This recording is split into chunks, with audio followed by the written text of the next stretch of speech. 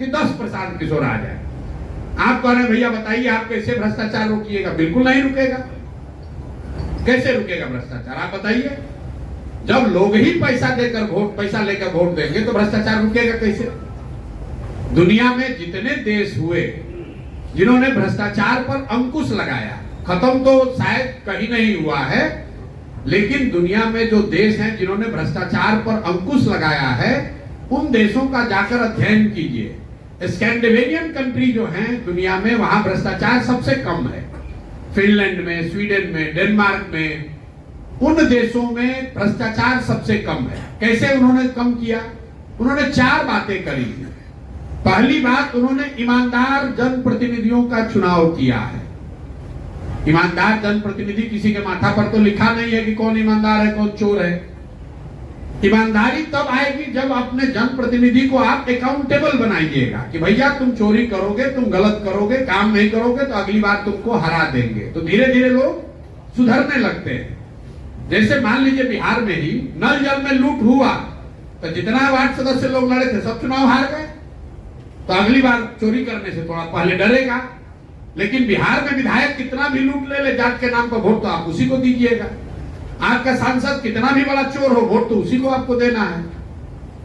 उन देशों ने अपने जनप्रतिनिधियों को अकाउंटेबल बनाया, अच्छे लोगों को चुना। दूसरा उन्होंने काम क्या किया कि सत्ता और संसाधन का बड़े पैमाने पर विकेंद्रीकरण किया। बिहार में आप और हम सुनते हैं अफसरशाही बहुत है। क्यों? क्योंकि मुख्यमंत्री और उनके अगल बगल के 4 अफसर ही पूरा राज्य चला रहे हैं। पूरा जो सत्ता है, पूरा जो संसाधन है वो 4-5 लोगों के हाथ में ही है। कहने के लिए मंत्री परिषद है, कहने के लिए विधायक है, कहने के लिए मुखिया सरपंच प्रमुख हैं, लेकिन किसी के हाथ में कुछ नहीं है। 5 अफसर बैठकर जो निर्णय लेते हैं वही सब लोग को करना है। तो सत्ता और संसाधन दोनों का बड़े पैमाने पर विकेंद्रीकरण होना चाहिए। पंचायती राज एक्ट में लिखा हुआ है कि सरकारों को 1/3 विकास का राशि पंचायती राज के माध्यम से खर्च करना है। और बिहार में पिछले 30 वर्ष में कुल 3-3.25% पैसा ही पंचायती राज के माध्यम से खर्च हो रहा है। सब अफसर खर्च कर रहे हैं। तीसरा, इन देशों ने क्या किया? उन्होंने बड़े पैमाने पर जन भागीदारी की बात करी। अभी बिहार में कोई अगर योजना केंद्र सरकार की चल रही है, आपको पता ही नहीं है कि योजना चल रही है कि नहीं चल रही है। आयुष्मान कार्ड बट रहा है, आधी जनता बिहार की उसको पता ही नहीं है कि आयुष्मान कार्ड में हमको मिल रहा है कि नहीं मिल रहा है। आयुष्मान कार्ड चलाने वाले लोग हमसे आकर मिलते हैं कि भैया कैंप लगाते हैं, जाते हैं, समझाते हैं, फिर भी लोग कार्ड नहीं बनवा रहा है। किसान को 6,000 रुपया मिलना है, 6,000 से कुछ होना नहीं है, लेकिन फिर भी वो भी 6,000 किसान नहीं ले रहा है। जो सरकारी योजनाएं चल रही हैं या जो आपके लिए बनी है वो आपकी जानकारी में नहीं है। गरीब आदमी को तो बिल्कुल ही जानकारी नहीं है। और चौथा, उन देशों ने टेक्नोलॉजी का बड़े पैमाने पर प्रयोग किया। फिर मैं नल जल का उदाहरण दूंगा। सरकार ने 25,000 करोड़ से ज्यादा खर्च किया नल जल पर। अगर सरकार ने 200-300 करोड़ रुपया लगाकर, जैसे बिजली का स्मार्ट मीटर लगा रहे हैं, वैसे अगर नल जल में भी स्मार्ट मीटर लगा होता तो पटना में बैठकर सरकार को ये जानकारी होती कि कितने बजे मीटर ऑन हुआ, कितना पानी निकला, कितना पानी किसने कंज्यूम किया। तो ये 4 चीज करके ही भ्रष्टाचार पर अंकुश लगाया जा सकता है। पहला, सही प्रतिनिधियों का चुनाव। दूसरा, बड़े पैमाने पर सत्ता और संसाधन का विकेंद्रीकरण। तीसरा, जन भागीदारी। और चौथा, टेक्नोलॉजी का प्रयोग। इन चारों के समायोजन से भ्रष्टाचार पर अंकुश लगाया जा सकता है, खत्म नहीं किया जा सकता है। कोई आकर कह रहा है नेता, अरे हमको वोट दे दो, हम आएंगे सब ठीक कर देंगे, तो आपको सिरे से मूर्ख बना रहा है या खुद बड़ा मूर्ख है। ये संभव नहीं है। आपने देखा इस देश में जन लोकपाल का नाम आया कि ये कानून बनेगा, देश से भ्रष्टाचार खत्म हो जाएगा। जो लोग इसका आंदोलन किए वही लोग भ्रष्टाचार में जेल में गए हैं। अगर इतना आसान होता तो आप समझिए देश, पूरे दुनिया में सैकड़ों देश हैं, आप ही और हमको सबसे ज्यादा बुद्धि है। दूसरे देश वाले जब लोकपाल नहीं बना देते और सब भ्रष्टाचार खत्म हो जाता है। कोई सिल्वर बुलेट नहीं है कि बस एक कानून बनाए और भ्रष्टाचार खत्म हो गया। ये सतत प्रक्रिया है। जैसे जैसे व्यवस्था को अकाउंटेबल बनाइएगा वैसे वैसे भ्रष्टाचार कम होता जाएगा। जैसे जितना आपका व्यवस्था अकाउंटेबल नहीं होगा उतना आपको भ्रष्टाचार बढ़ेगा। नेता इसलिए भ्रष्टाचार कर रहा है कि उसके मन में हारने का डर नहीं है। उसको मालूम है कि बिहार की जनता हम कितना भी लूटपाट मचा ले अंत में आकर वोट हमको ही देगा। जाति के नाम पर दे या लालू के डर से दे या भाजपा के डर से दे, वोट हम ही को देगा। पूरे देश में 5 राज्य ऐसे हैं जहां देश की 1/3 इकोनॉमी है। केरल, तमिलनाडु, कर्नाटक, आंध्र प्रदेश और तेलंगाना। ये 5 राज्य 1/3 देश की इकोनॉमी इन्हीं 5 राज्य में है। इन 5 राज्यों में अलग अलग भाषा बोली जाती है, अलग अलग विचारधारा वाले पार्टियों का शासन है, अलग अलग उनकी टोपोग्राफी है, डेमोग्राफी अलग अलग है। बावजूद इसके एक चीज कॉमन है 5 राज्य में। 5 राज्य में कॉमन यह है कि पिछले 78 साल में कोई भी नेता वहां 10 वर्ष से ज्यादा लगातार मुख्यमंत्री बना ही नहीं है। वहां पर जनता हर 5 वर्ष पर उनको पलटते रहती है। तो नेता सब डर के मारे काम करता है कि काम नहीं करेंगे जनता हटा देगी। तो केरल में, कर्नाटक में, तमिलनाडु में तरक्की हो रहा है, फिर भी जनता वहां पलट रही है। और बिहार में 30-35 साल से लालू ने की सी है, फिर भी हम लोग को उसी को वोट देना है। तो भाई कैसे सुधार होगा? नहीं सुधार होगा। अगर सुधार चाहिए तो नेताओं को के मन में आपको वोटर क्या डर बैठाना पड़ेगा कि भाई काम नहीं करोगे तो तुम्हारे खिलाफ वोट करेंगे। अब एक अंतिम बात, कुछ लोग कहता है भाई जनसुराज पर क्यों भरोसा करें, जनसुराज पर क्यों भरोसा करें। जैसे पहले का लोग आकर बढ़िया बोला, गलत काम किया तो जनसुराज भी ये काम कर सकता है। बिल्कुल ठीक बात है, बिल्कुल जनसुराज पर भी भरोसा मत कीजिए, क्योंकि चुनाव से पहले तो सब आदमी अच्छे बोलता है। फिर आपको क्यों जनसुराज को चुनना चाहिए? हम आपको बता रहे हैं क्यों चुनना चाहिए। मान लीजिए कि आपको कोई बीमारी है और आप हर डॉक्टर से यहाँ लखीसराय, बेगूसराय, पटना सब दिखाकर थक गए। डॉक्टरों ने कह दिया आपकी बीमारी लाइलाज है, इसका कोई दवा नहीं है, भैया आप दवा अब खान पान में संयम रखिए, जीवन जैसे चल रहा है चलाइए, अब ये रोग ठीक नहीं होगा। आप उदास होकर घर बैठ जाइएगा।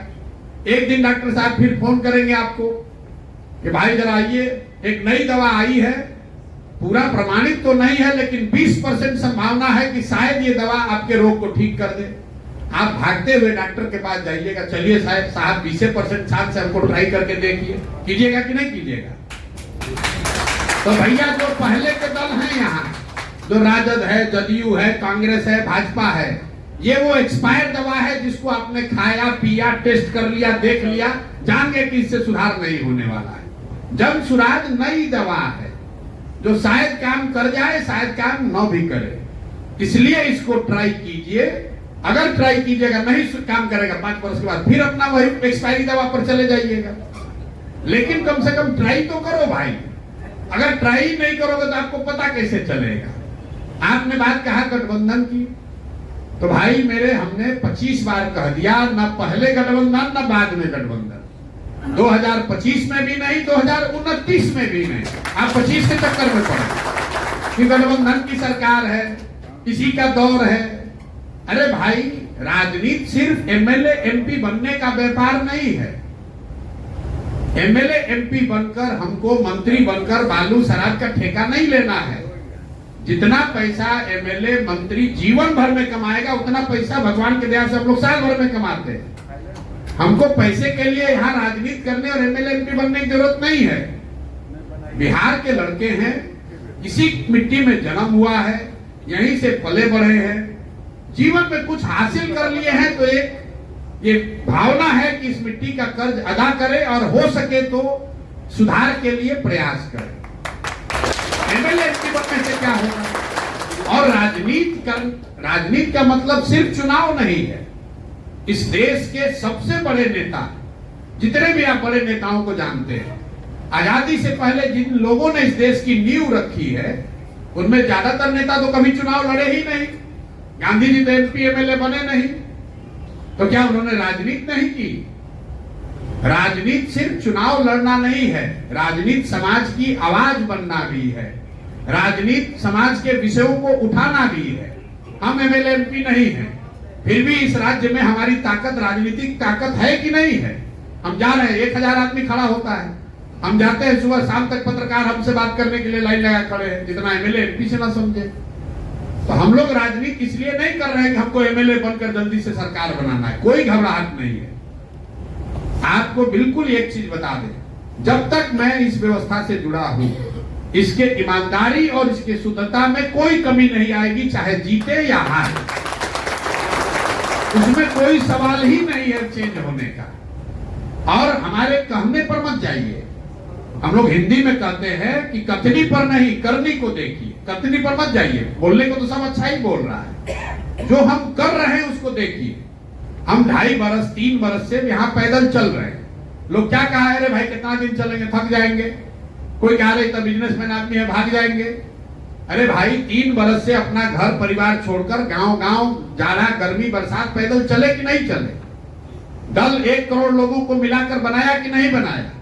फिर चुनाव आएगा, उसमें देखिएगा अभी 243 लड़ेंगे कि नहीं लड़ेंगे।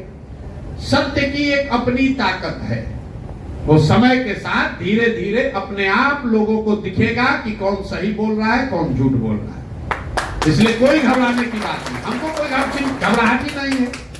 दूसरे क्यों घबराए हुए भैया, कौन गठबंधन कीजिएगा? अरे भाई हमको 10 वर्ष लगेगा, हमको कोई घबराहट नहीं है, कोई घबराहट नहीं है।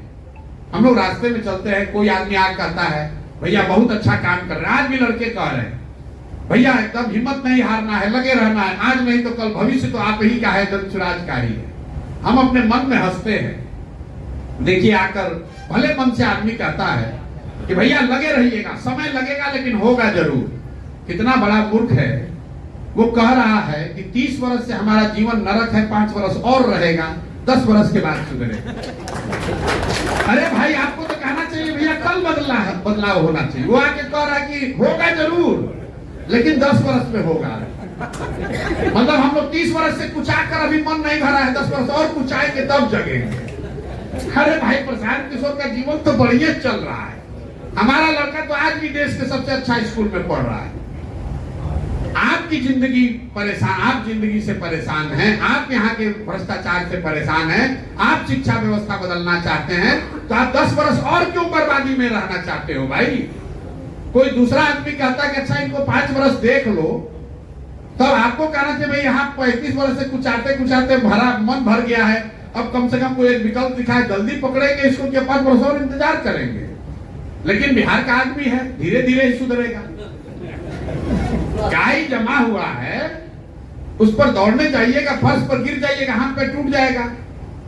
काई जब लग जाती है फर्श पर, उसको बैठकर झाड़ू से ईंटा से बैठ के रगड़ना पड़ता है। तो वैसे बिहार के लोगों के चेतना पर काई जम गई है, उसको बैठकर साफ करना पड़ेगा और तभी सुधार होगा। सुधार तब होगा जब समाज जगेगा। बिना समाज को जगाए समझाए कोई व्यक्ति, कोई विचारधारा, कोई दल बिहार को सुधार नहीं सकता है। अगर कोई कह रहा है कि हम सुधार देंगे तो सिरे से मूर्ख बना रहा है, ऐसा नहीं हो सकता है।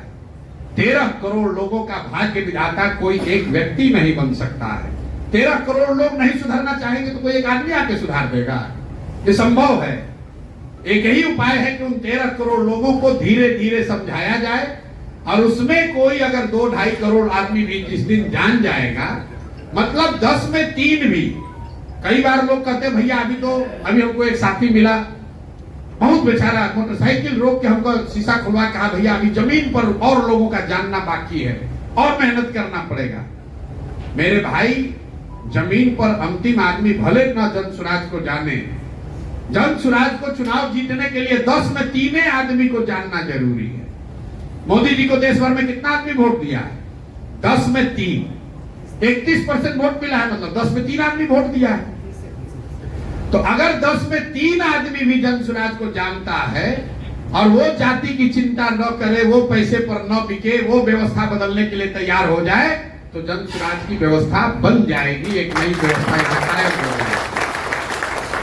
तो अंतिम आदमी जान जाए तब सुधार होगा, ऐसी बात नहीं है। जनसुराज की ताकत हो या न हो, जिस दिन देश आजाद हो रहा था, आजादी से बड़ी तो कोई चीज नहीं है। जिस दिन देश आजाद हो रहा है, समझिए कि आज 15 अगस्त 1947 है, तो भी उस दिन भी हजारों लोग जो भारतीय थे वो अंग्रेजों के सैलरी पर काम कर रहे थे और आप पर, हम पर, हमारे पूर्वजों पर गोली चला रहे थे, जिस दिन जान रहे कि देश आजाद हो रहा है। आज अंग्रेज छोड़कर जा रहा है, फिर भी अंग्रेजों के कहने पर गोली चला रहा था कि नहीं चला रहा था? ऐसा तो है नहीं कि अंग्रेज का सेना खत्म हो गया था और अंग्रेज के सेना में सब अंग्रेज थोड़ी नहीं थे, तो सब भारतीय ही लोग थे। किसी भी विचारधारा से आप 100% लोगों को नहीं मना सकते हैं, लेकिन समाज में परिवर्तन के लाने के लिए 25-30% आदमी भी अगर तैयार हो जाए तो परिवर्तन संभव है। इसलिए अगर बिहार में आप व्यवस्था बदलना चाहते हैं तो दूसरा क्या कर रहा है उसकी चिंता छोड़िए, अपना शुरुआत कीजिए। आप गलत नहीं करेंगे तो गलत नहीं होगा। मैडम ने कहा कि जाति इसलिए है कि यहाँ पढ़ाई नहीं है, इससे बड़ा कोई गलत बयान ही नहीं हो सकता है। यहाँ इसका कोई कोरिलेशन, कोई प्रमाण नहीं है कि पढ़ा लिखा आदमी कम जातिवादी है। जो जितना पढ़ा लिखा है उतना ज्यादा जाति का एक्सप्लॉयटेशन कर रहा है। ये भ्रम है लोगों का, ये लोगों का भ्रम है कि पढ़ा लिखा आदमी बेहतर वोटर है। हम आपको एक उदाहरण दे देते हैं। मनमोहन सिंह जी अपने जीवन में एक ही चुनाव लड़े। मनमोहन सिंह जी जीवन में एक चुनाव लड़े और वो चुनाव हार गए। लोकसभा का एक चुनाव मनमोहन सिंह जी लड़े, वो चुनाव हार गए। हारे किससे? भाजपा का एक अदना सा कार्यकर्ता उनको हरा गया। लेकिन मनमोहन सिंह जी कहां चुनाव लड़े थे? वो झंझारपुर, लखीसराय, मुंगेर से नहीं लड़े थे। मनमोहन सिंह जी ने वो चुनाव लड़ा था दक्षिण दिल्ली से, जो देश का सबसे ज्यादा पढ़ा लिखा कंस्टिट्यूएंसी है।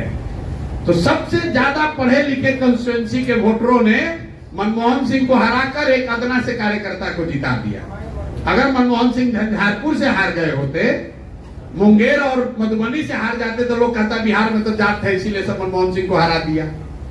ऐसी बात नहीं है। हम लोग गांव देहात में कहते हैं हमारी दादी पढ़ी लिखी नहीं थी लेकिन बहुत होशियार थी। लड़का हमारा पढ़ लिख गया है लेकिन है बड़ा लंपट। पढ़ाई का सीधा सरोकार समझदारी से नहीं है। अब आप में से कुछ लोग कहेंगे भाई अगर आप ये बात कह रहे हैं तो तेजस्वी का 9वीं फेल पर काहे बोलते हो? ये आपको समझा देते हैं क्यों बोलते हैं। हम ये कह रहे हैं कि पढ़ाई और समझदारी का कोई कोरिलेशन नहीं है। बिना पढ़ा लिखा आदमी भी बहुत समझदार हो सकता है। तेजस्वी के 9th फेल होने की बात इसलिए कहते हैं कि अगर परिस्थिति बस आर्थिक सामाजिक किसी वजह से आप पढ़ लिख नहीं पाए, ये संभव है। इस देश में तमिलनाडु के सबसे प्रसिद्ध मुख्यमंत्री कामराज बिल्कुल पढ़े लिखे नहीं थे, क्योंकि आजादी की लड़ाई में उनको जेल में डाल दिया गया, नहीं पढ़ पाए।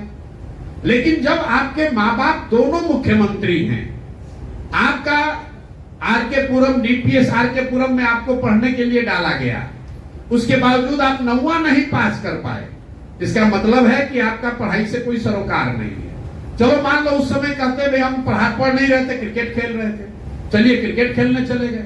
क्रिकेट खेल के जब लौटे, आप देखते हैं समाज में कि जिसको पढ़ाई के प्रति श्रद्धा है, जो पढ़ाई की महत्ता को समझता है, उसको जीवन में जब पहले अवसर नहीं मिलता है, बाद में जब अवसर मिलता है, कॉरेस्पॉन्डेंस से भी लोग पढ़ते हैं, लेकिन पढ़ते हैं। कई बच्चियां आपको मिलेंगी जो बताएंगी कि हमारे माँ बाबूजी नहीं पढ़ाए, शादी हुआ तो हमारे ससुर या हमारे पति ने हमको पढ़ाया। तेजस्वी यादव को जीवन में कभी पढ़ने के प्रति कोई चेतना जगी ही नहीं। अरे भाई अभी से पढ़ लेते, कॉरेस्पॉन्डेंस कर लेते। ये दिखाता है कि उस आदमी की शिक्षा के प्रति उसका नजरिया क्या है। उस आदमी को शिक्षा की कोई महत्ता ही नहीं है। और बिहार जैसे राज्य में जब तक हम लोग अपने समाज को शिक्षित नहीं करेंगे, बच्चों को पढ़ाएंगे नहीं, तब तक गरीबी से निकलने का कोई रास्ता ही नहीं है। इसलिए मैं ये बात कहता हूं कि 9वां फेल आदमी है और मुख्यमंत्री बनना चाहता है, भाई तुम अभी से मैट्रिक पास कर लो, कौन रोक रहा है? अभी इतनी उम्र तो हुई नहीं है। 30-35 वर्ष में आप मुख्यमंत्री बनना चाहते हैं तो भाई मैट्रिक का एग्जाम दे दीजिए। ये शिक्षा के प्रति उनका नजरिया दिखाता है कि माँ बाप मुख्यमंत्री हैं, सारी सुविधा है, फिर भी हम नहीं पढ़ेंगे। तो जब उस नजरिया का आदमी मुखिया बन जाए तो बिहार में शिक्षा पर कभी ध्यान नहीं देगा, और जब शिक्षा पर ध्यान नहीं देगा तो आपके हमारे बच्चों का कल्याण नहीं होगा। इसलिए बात करते हैं। बाकी पढ़ाई लिखाई होने से लोग हिंदू मुसलमान नहीं करेंगे या पढ़ाई लिखाई करने से अगला पिछड़ा नहीं करेगा, ऐसी बात नहीं है। पढ़े लिखे लोग ज्यादा कम्युनल हैं। कई ऐसे आप घटना देखिएगा, पढ़ा लिखा आदमी ज्यादा हिंदू मुसलमान कर रहा है, ज्यादा अगला पिछड़ा कर रहा है। तो मेरे भाई, आप अपने में सुधार कीजिए। और एक बात अंतिम समझिए, ये प्रयास हम करें या आप करें, प्रयास आज हो या 20 वर्ष के बाद हो, करना तो किसी न किसी बिहार के ही बच्चे को पड़ेगा। कोई तमिलनाडु से आकर सुधारने वाला नहीं। सिर्फ ये कहते रहने से कि बड़ा अंधेरा है, बड़ा अंधेरा है, प्रकाश नहीं होगा। किसी न किसी को दिया जलाना पड़ेगा। इसीलिए ये अभियान शुरू किया गया है। हमने आपके स्पेसिफिक सवाल का जवाब नहीं दिया कि बालू को रोकने के लिए क्या कीजिएगा, कि हमारे यहाँ ट्रांसपोर्ट में करप्शन है, क्या कीजिएगा। जब तक जड़ नहीं सुधरेगा तब तक आप स्वस्थ पौधे की कल्पना नहीं कर सकते हैं। और जड़ में बात यह है कि समाज को सही प्रतिनिधियों का चुनाव करना चाहिए। जाति, धर्म और पैसे पर अपना वोट मत बेचिए। अगर अपने जात वाले को भी देते हैं दीजिए, कोई दिक्कत नहीं है, लेकिन अपने वोट की सही कीमत लगाइए। अगर आप दूध बेचते हैं, 50 रुपए का दूध अपने जाति वाले को देते हैं, उससे भी पैसा लेते हैं। आप अनाज बेचते हैं, कपड़ा बेचते हैं, मिठाई बेचते हैं, अपने जात वाले को बेचते हैं, उससे भी पैसा लेते हैं। ऐसा तो है नहीं कि आपके जात वाले को आप मुफ्त में सामान बेच रहे हैं। तो जब 50 रुपए का दूध अपने जात वाले को मुफ्त में नहीं दे रहे हो, तो लाखों रुपए का वोट काहे के लिए मुफ्त में दे रहे हो भाई। अपने जात वाले को देना है दीजिए, कि भूमिहार है, कि कुशवाहा है, कि पंडित है, उनको दीजिए, लेकिन कम से कम उनसे अपने वोट का कीमत तो मांगिए। अपने बच्चों के लिए पढ़ाई रोजगार का डिमांड तो करो भाई। और न करोगे तो जिस दुर्दशा में जी रहे हो उसी दुर्दशा में जीना पड़ेगा। सिंपल बात है। यही बात बताने के प्रयास का नाम है जन सुराग। अच्छा लगे तो इसमें जुड़िए, कंधा लगाइए, और न अच्छा लगे तो जैसे जिंदगी चल रहा है चलाइए, कोई दिक्कत नहीं है। आज नहीं तो कल धीरे धीरे सुधर ही जाइएगा। बहुत बहुत धन्यवाद।